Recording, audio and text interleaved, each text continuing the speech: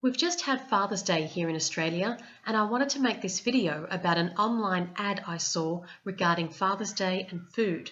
The title of this ad really got my attention. Let Dad live a little with Father's Day breakfast. So I clicked on the link to find page after page of animal-derived foods for Dad's breakfast. Salmon, bacon, ham, sausage, cheese, various kinds, cream, milk, butter, yogurt, and eggs. One recipe called for 8 eggs. The caption on page 1 of this website says, "Sure, he's probably getting a bit on in years, and the six-pack of his youth looks more like a keg, but give your dad a break from his diet and let him live a little." While we wouldn't necessarily recommend these dishes for breakfast every day, Father's Day should feel different. And one way to make it feel different is to put the porridge away and fry up breakfast in bed for the old man in your life. The inference is that eating these breakfast suggestions aren't healthy, but it's okay to eat these foods on special occasions, as a treat. On the other hand, eating healthy means being on a diet. It means labouring through life eating rabbit food. The line, "Give your dad a break from his diet and let him live a little," makes it sound like people who eat healthy food aren't living it up and enjoying themselves. Rather, they're serving a jail sentence. The article says Father's Day should feel different. Well, here's exactly what Dad will feel like after eating these breakfasts. He will feel fatigued as his body starts to shut down in an attempt to deal with the toxic animal foods he's just eaten. His fatigue will also lead to brain fog because the animal fat has thickened his blood and is slowing the flow of oxygen to his cells and brain. He'll feel bloated as his body tries to digest the onslaught of foreign toxic foods, constipated because the animal foods don't contain fibre, and the bacon and sausage will take 3 days for him to pass in the toilet, hypertension, which is the early sign of heart disease, and he'll be diabetic within 6 hours of eating these foods. See the link below in the description. Let Dad live a little with Father's Day breakfast. The irony in this statement is almost too much to bear. Saturated fat and cholesterol from animal foods cause heart disease. Heart disease is the most common form of diseases of affluence. It's the #1 killer. About 600,000 people die of heart disease in the United States every year. That's 1 in every 4 deaths. And a report from the World Health Organization in 2011 estimated 17.3 million people died from cardiovascular diseases in 2008, representing 30% of all global deaths. But don't take my word on this. And from these arteries, he began pulling out yellow, greasy deposits of fatty material called atherosclerosis. This is a beautiful example of what atherosclerosis looks like. There it is. And I'm going to just gently tug on this now.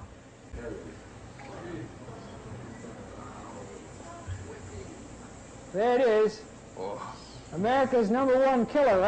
Every year the CDC updates the latest leading causes of death in the United States. So let's start at the top and go down the list, see what's new in each category. Heart disease, #1, the 35-year follow-up of the Harvard Nurses' Health Study just published. Now, the most definitive long-term study on older women's health we have. Since the study started, thousands of participants died, but that allowed them to study the risk factors for mortality. Because heart disease was the leading cause of death, it comes as no surprise that dietary cholesterol intake, right, was a significant risk factor for dying. The second leading cause was smoking-related cancer deaths. But what's so neat about this study is that it's a competing risks analysis. Right? So it allowed them to compare different risks to one another. So consuming the amount of cholesterol found in just a single egg a day appears to cut a woman's life short as much as smoking 5 cigarettes a day for 15 years. The most protective behavior they found was fiber consumption. Eating just a cup of oatmeal's worth of fiber a day appears to extend a woman's life as much as 4 hours of jogging a week. So it's worth noting that, look, the intake of cholesterol only found in animal foods was associated with living a shorter life, and the intake of fiber only found in plant foods associated with living a longer life. Yeah, heart disease, #1 cause of death, but what if your cholesterol is normal, right? Hear that all the time from patients, right? Have to break it to them. Look, having a normal cholesterol in a society where it's normal to drop dead of a heart attack, not necessarily a good thing. And remember, it's our #1 killer, right? In a huge study last year, most heart attack patients fell within the recommended targets for cholesterol, demonstrating that the current diet guidelines just are not low enough to cut heart attack risk.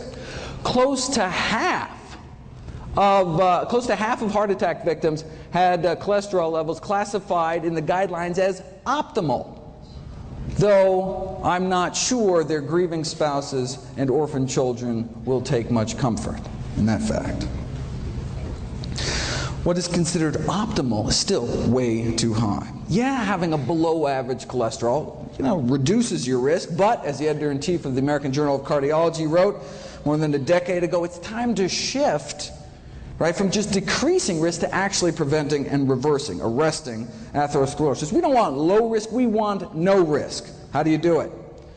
Well, for the buildup of plaque in our arteries to cease, it appears that we have to get our total cholesterol down to be about 150, right? In other words, the cholesterol must be lowered to that of your average pure vegetarian.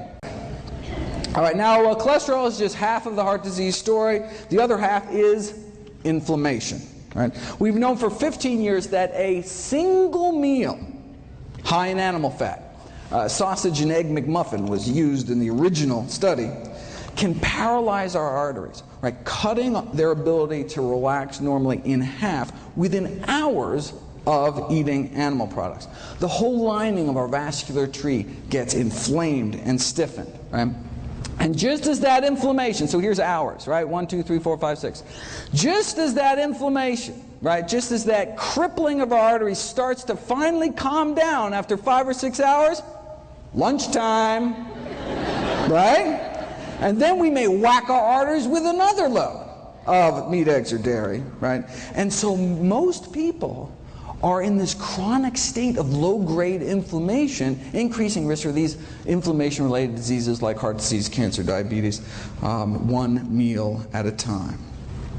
Does the same thing to our lungs. Right? Again, within hours, inflammation in our airways. A single meal causing internal damage, not just years down the road, but literally right then and there, that day, within hours of it going into your mouth.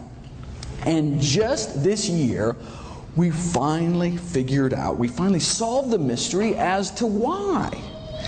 And it doesn't appear to be the animal fat itself. And it's apparently not the animal protein, which is what's implicated in the inflammation from arthritis. Right?